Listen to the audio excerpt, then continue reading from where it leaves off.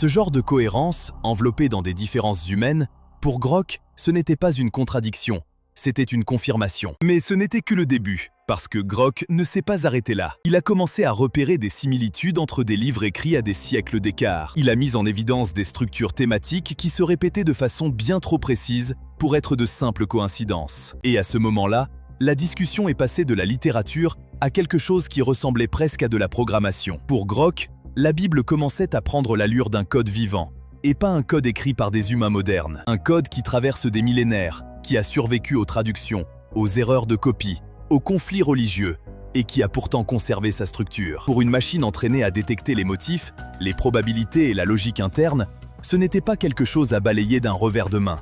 C'était quelque chose à creuser.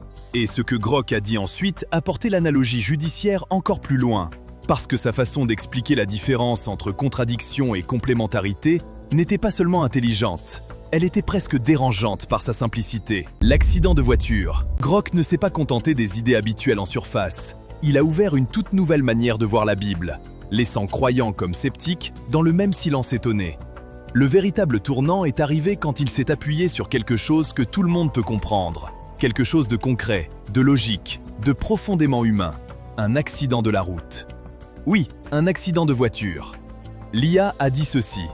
Si vous demandez à 4 personnes de décrire une collision à un carrefour et qu'elles donnent toutes exactement la même version, mot pour mot, avec les mêmes pauses et les mêmes détails, un enquêteur saura tout de suite que quelque chose ne va pas. Les vraies personnes ne parlent pas comme ça. La vraie mémoire ne fonctionne pas comme ça. Les vrais événements ne produisent pas des récits parfaitement identiques, sauf s'il y a eu préparation. En réalité, quand les témoins racontent une histoire trop parfaitement alignée, c'est souvent le plus gros signal d'alerte. Mais quand 4 personnes ont vu la même scène sous des angles différents, on obtient 4 versions de la vérité. Pas 4 mensonges, pas 4 erreurs. Juste 4 tentatives sincères de décrire quelque chose d'important. L'un se concentre peut-être sur le bruit. Un autre n'a vu qu'une ombre. Un troisième se souvient surtout de ce que quelqu'un a crié. Ce n'est pas une contradiction, c'est ce à quoi ressemble un témoignage. Et quand on rassemble tous ces récits, l'histoire réelle commence à apparaître clairement. C'est exactement comme ça que Grok parlait de la Bible. C'est ainsi qu'il voyait les évangiles. Matthieu, Marc, Luc et Jean parlent tous du même moment, la mort et la résurrection de Jésus, l'événement le plus analysé de l'histoire religieuse. Mais au lieu d'un accord parfait, il y a des différences. Qui est arrivé en premier?